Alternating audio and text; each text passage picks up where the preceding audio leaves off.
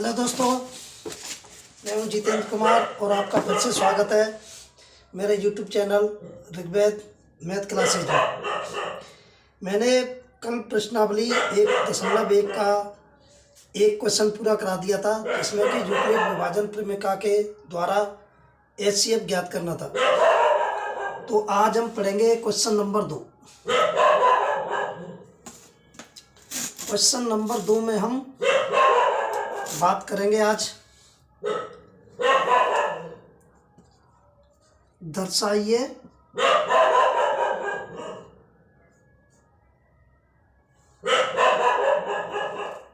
कि कोई भी धनात्मक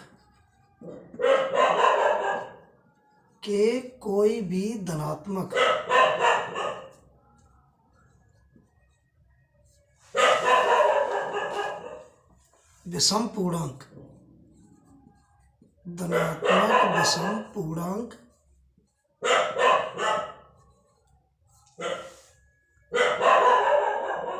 सिक्स क्यूब प्लस 1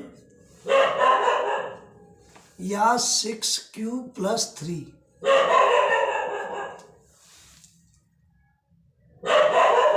या 6 क्यूब प्लस 5 के रूप का होता है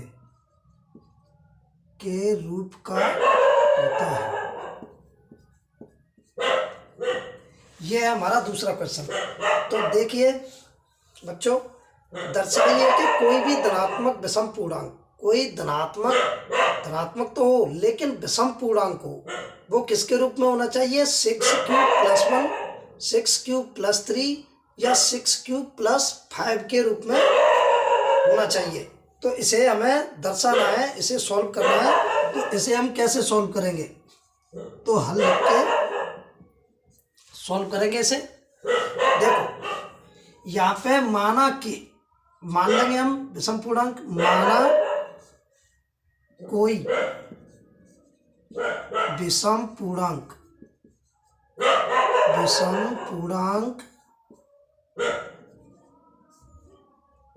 ए है। विषम पूर्णांक क्या मान लेंगे? ए। तो ए हमने विषम पूर्णांक माना है, तो ए और बी बराबर क्या हो जाएगा? क्योंकि देखो बी बराबर बी हमारा, हमने अभी कल यूक्लिड विभाजन प्रमेय पढ़ी थी, तो उसका सूत्र क्या था? ए बराबर बी क्यू प्लस 1। तो देखो इसमें भी बी क्यू प्लस 3, इसमें भी है बी क्यू प्लस 5। तो यहाँ पे ये हमें बी क्या प्राप्त हो रहा है? तीनों में हमें 6 प्राप्त हो रहा है। तो बी का मान कितना हो जाएगा हमारा? 6। तो अब हम इसे सॉल्व करेंगे। तो ए हमने विषम पूर्णांक मान लिया और बी का मान 6 हो गया। ठीक है। अब देखो आर हमारा जो होगा, आर का मतलब शेषफल, आर हमारा जो होगा वो हमारा 6 से छोटा होगा, यानी धनात्मक तो होगा लेकिन 6 से छोटा होगा।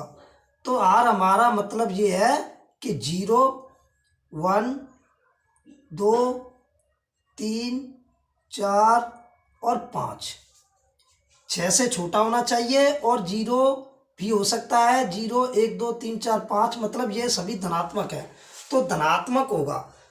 ठीक है। तो ये हमारे आर हो जाएंगे इसके। अब हम इसमें पहले परिणाम मान लो, पहला परिणाम या केस मान लो, कुछ भी कह देते इसे, परिणाम नंबर 1।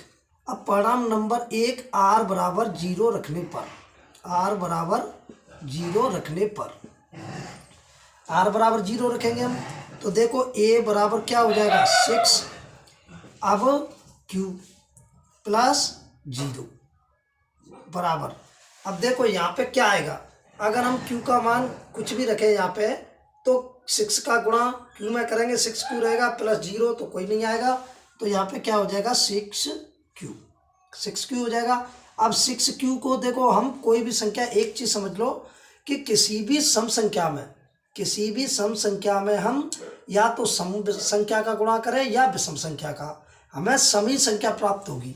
जैसे कि देखो 6 में हम 1 का गुणा करें, एक विषम संख्या है हमारी, 1 का गुणा 6 में करेंगे तो हमारा कितना आएगा? 6 ही आएगा।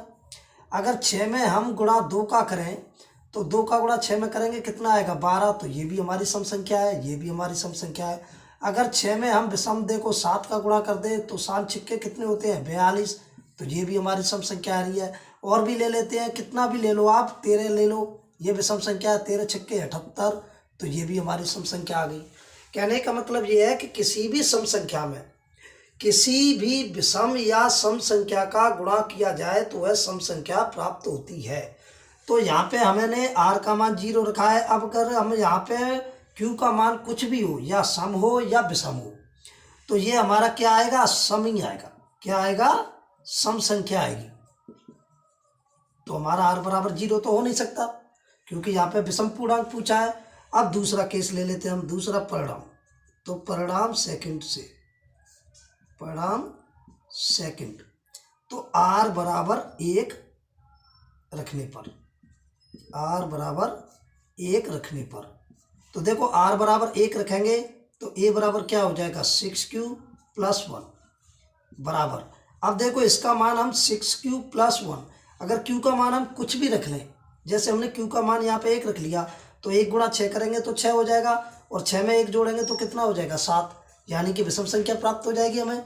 अगर हम यहाँ पे 2 रख लें तो 2 छिंके 12 और +1, फिर भी हमें विषम संख्या प्राप्त होगी। अगर हम यहाँ 3 रख लें तो छिंक 18 1 19, फिर भी हमें विषम संख्या प्राप्त होगी। तो कहने का मतलब ये है कि अगर यहाँ पे हमारा 1 है, ये विषम पूर्णांक है, हमारा क्या है, विषम धनात्मक विषम पूर्णांक, तो ये हमारी कौन सा हो जाएगा, विषम पूर्णांक। कौन सा हो जाएगी, कौन सी संख्या हो जाएगी, ये हमारी विषम संख्या। ठीक है बच्चों। अब देखो परिणाम नंबर 3। अब परिणाम नंबर 3 में हम रखेंगे r का मान कितना रखेंगे हम, 2 रखने पर, तो r का मान 2 रखने पर। अब r हमारी 2 का हमारा क्या है, सम संख्या, तो सम संख्या है तो हमारा जो मान आएगा वो सम संख्या में ही आएगा, क्योंकि q का मान कितना भी हम रख लें और उसमें सम संख्या जोड़ेंगे तो सम ही संख्या प्राप्त होगी हमें, तो ये भी हमारी सम संख्या हो जाएगी।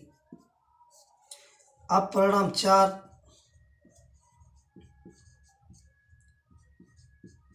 परिणाम 4 में भी हम कितना मान रखेंगे, 3 रखने पर, तो परिणाम 4 में 3 रखेंगे तो क्या हो जाएगा, a बराबर 6q + 3। अब देखो यहाँ पे विषम संख्या है तो ये कौन सी आ जाएगी, विषम संख्या।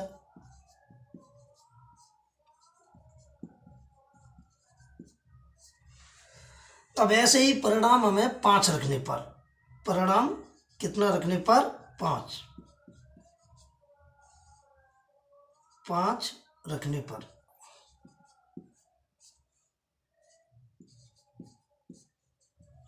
तो क्या हो जाएगा, a बराबर 6q + 5, तो अब ये भी हमारी विषम संख्या हो जाएगी।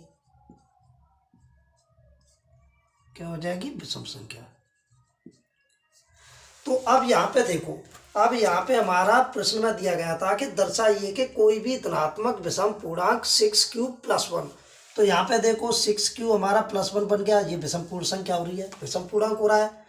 और यहाँ पे देखो 6q + 3, तो ये भी हमारा विषम पूर्णांक हो गया, और 6q + 5 ये भी हमारा विषम हो गया। सॉरी, यहाँ पे मैं 4 रखना भूल गया था, अगर 4 रख भी देते हैं तो वो सम संख्या आएगी, तो इससे कोई प्रॉब्लम नहीं है आप लोगों को। तो आपको बस सम का निकालना है, विषम का निकालना है, सम का नहीं निकालना है, लेकिन मैंने सभी आपको बता दिए। तो ये हमारा क्वेश्चन आराम से हल हो गया। आशा करता हूँ कि ये क्वेश्चन भी आपको समझ में आ गया होगा। अब चलते आगे हम क्वेश्चन नंबर 3 पर।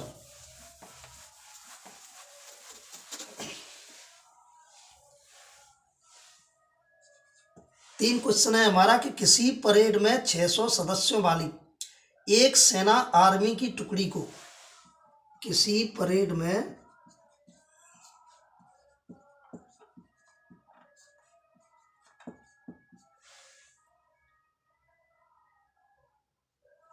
616 सदस्यों वाली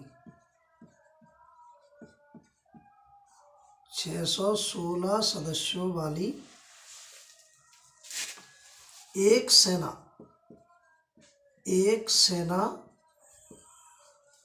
या आर्मी सेना को बोल देते हैं इंग्लिश में, की टुकड़ी को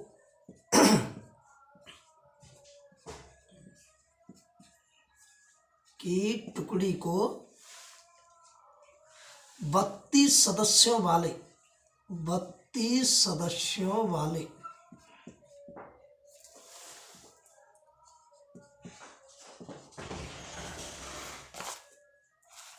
एक आर्मी के बैंड के पीछे मार्च करना है। एक आर्मी के बैंड के पीछे मार्च करना है। एक आर्मी के बैंड के पीछे मार्च करना है।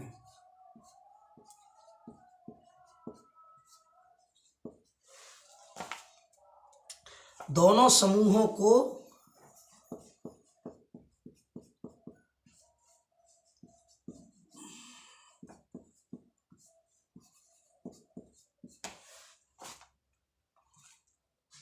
समान संख्या वाले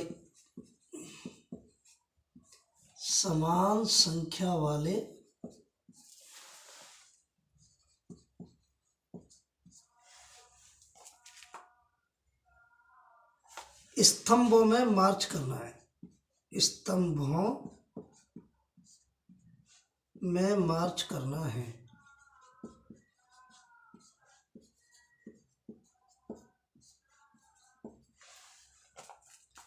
उन स्तंभों की अधिकतम संख्या क्या है? उन स्तंभों की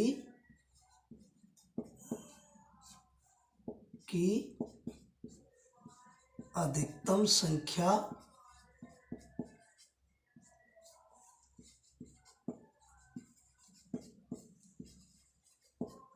क्या है जिसमें वे मार्च कर सकते हैं? जिसमें वे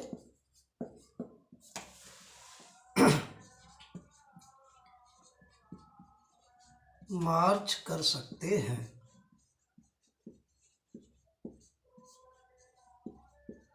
देखो ये क्वेश्चन है।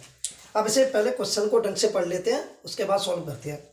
किसी परेड में 616 सदस्यों वाली एक सेना आर्मी की टुकड़ी को 32 सदस्यों वाले एक आर्मी के बैंड के पीछे मार्च करना है। यानी 32 जो सदस्य हैं वो आगे आगे चल रहे हैं और 616 सदस्यों वाली जो सेना है वो उनके पीछे पीछे जाना है उनको, यानी पीछे पीछे मार्च करना है। दोनों समूहों को यानी 32 वाले और 616 वाले समूहों को समान संख्या वाले स्तंभों में मार्च करना है। यानी उन्हें ऐसी लाइन, स्तंभों का मतलब यह है कि लाइन, ऐसी लाइन में मार्च करना है, यानी चलना है कि उन स्तंभों की अधिकतम संख्या क्या है जिसमें वे मार्च कर सकते हैं। तो अधिकतम स्तंभों की संख्या हमें ज्ञात करनी है। तो देखो यहाँ पे अधिकतम शब्द आ गया। अब हमें क्या करना है कि अधिकतम का मतलब क्या होता है? 32 और 616, ये दो संख्या हमारे पास दे रखी हैं। अब इन दोनों में अधिकतम का मतलब यानी जो वह सबसे बड़ी संख्या हो जिसका भाग दोनों में चला जाए, तो वो हमारा क्या कहलाती है? HCF। तो हमें इस संख्या का HCF निकालना है। HCF निकाल लेते हैं और क्वेश्चन सॉल्व हो जाएगा। तो चलो लिखते हैं हल बराबर। तो लिख देंगे यहाँ पे कि परेड में आर्मी की संख्या या सेना की संख्या बराबर कितनी है? 616 और टुकड़ी है एक, टुकड़ी में आर्मी की संख्या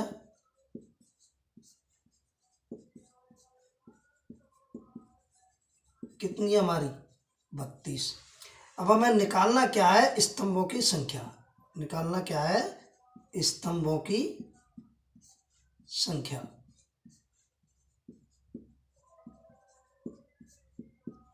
स्तंभों की संख्या निकाल लेंगे। तो देखो कैसे निकालेंगे दोस्त। तो बड़ी संख्या हमारी इसमें क्या है? 616। तो A बराबर हम मान लेंगे 616 और B बराबर क्या मान लेंगे हम? 32। अब करना किससे हमें? यूक्लिड प्रमेय से, यूक्लिड विभाजन एल्गोरिथम से, एल्गोरिथम से।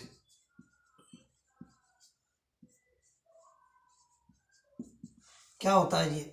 A बराबर बी क्यू प्लस आर। तो ए हमारा कितना है 616 बराबर बी कितना है हमारा 32। बी कितना है हमारा 32।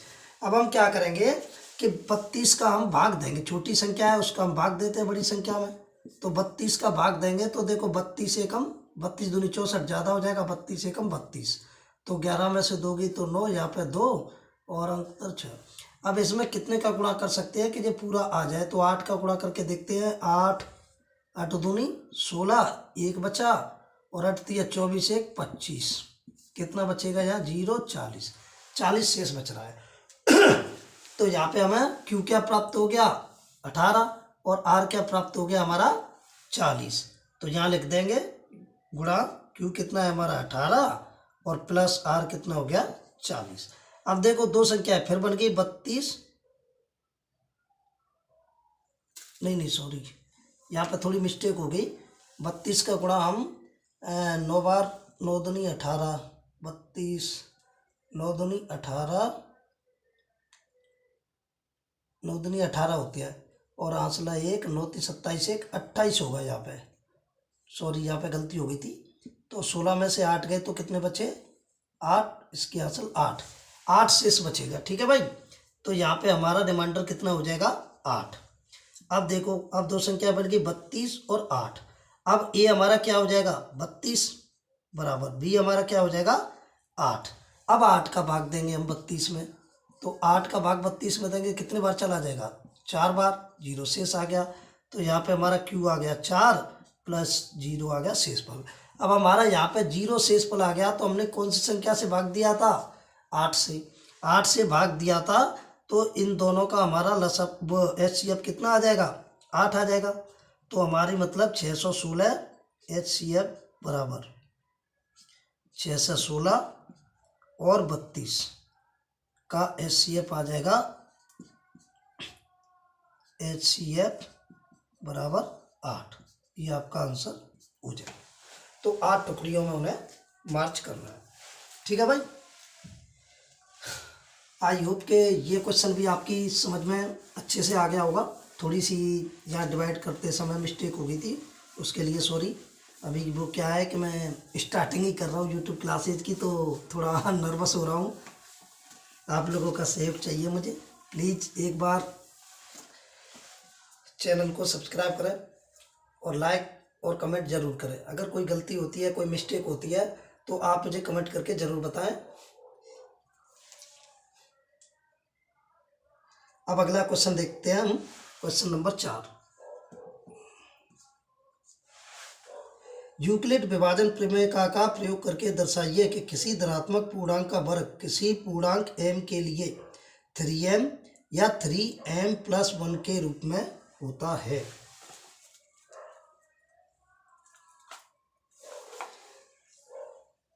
देखो यूक्लिड विभाजन प्रमेय का प्रयोग करना है हमें, और ये बताना है किसी धनात्मक पूर्णांक का वर्ग 3m या 3m+1 के रूप में होता है। 3m+1 ये दो संख्या करके, तो ये धनात्मक है 3m और 3m+1। अब वो क्या कह रहा है सवाल में, अब पहले यहाँ पे हम r b निकाल लेते हैं। तो b का मान हमारा क्या हो जाएगा 3 हो जाएगा। b का मान 3 हो जाएगा ना। अब इसके बाद हम r निकालेंगे, तो r बराबर हमारा क्या आएगा, या तो 0 हो जाएगा या 1 हो जाएगा या 2 हो जाएगा। 3 से ज़्यादा तो होगा नहीं। तो हमारा r का मान 3 आ गया, 0 1 2। तो अब हम इन तीनों को तीनों परिणाम में रख के देखते हैं। तो पहला परिणाम में हम रखते हैं r बराबर 0। r बराबर 0 रखने पर, r बराबर 0 रखने पर, तो r बराबर 0 रखेंगे तो a बराबर क्या होता है BQ प्लस r। तो a बराबर b कितना है 3q प्लस 0। अब वो क्या कह रहा है कि वर्ग करने पर, तो अब इसका हम वर्ग करेंगे। तो वर्ग करने पर, वर्ग करने पर, अब देखो 3q प्लस 0, इसका हम वर्ग करेंगे। अगर 3q में 0 जोड़ेंगे तो कोई मतलब नहीं रहेगा, तो 3q का ही वर्ग हो जाएगा हमारा। किसका वर्ग हो जाएगा 3q का। तो 3q होल स्क्वायर। तो देखो इसका हम फर्क करेंगे, 3 का फर्क करेंगे तो 3 तरफ के 9, 3 तरफ के कितना हो जाएगा 9, तो 9 क्यू होल स्क्वायर, ये हो गया हमारा। अब इसमें से हम क्या कर सकते हैं, 3 कॉमन ले सकते हैं और 3q, और ये हो जाएगा whole square, 3q whole square. ठीक है भाई। तो यहाँ पे देखो 3 और ये हो गया m का मान, यानी m बराबर हमारा यहाँ पे क्या आ गया 3q होल स्क्वायर। तो ये हमारा एक धनात्मक पूर्णांक है, ये हमारा क्या है, एक धनात्मक पूर्णांक। अब दूसरे नंबर में हम 1 रखते हैं, तो 1 रखने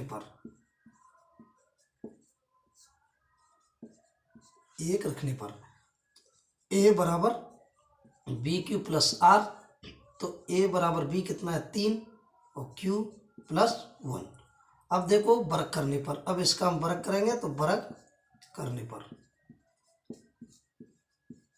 अब वर्ग करने पर 3q प्लस 1, इसका पूरे का हम वर्ग करेंगे तो आपको वो प्रमेय का पता ही होगा, a प्लस बी का whole square, a plus B का होल स्क्वायर बराबर क्या होता है, सर्वसमकाज ये वाली कौन सी होती है, a square plus 2ab plus B square, यही तो होती है ना।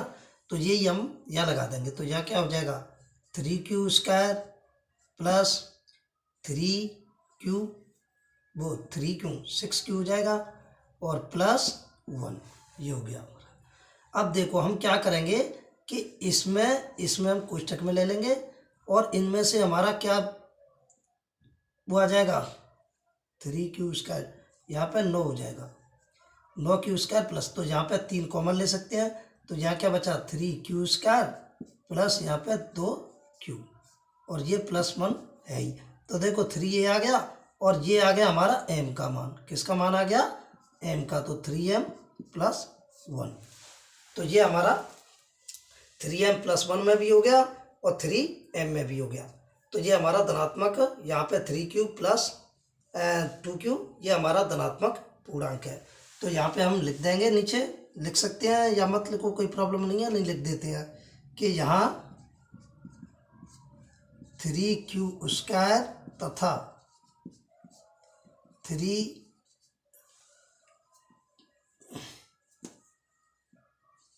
स्क्वायर प्लस 2q धनात्मक पूर्णांक है, धनात्मक पूर्णांक है। अतः 3m तथा 3m प्लस 1 धनात्मक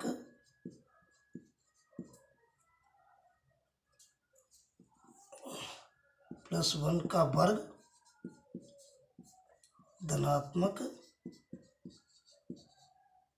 पूर्णांक होता है।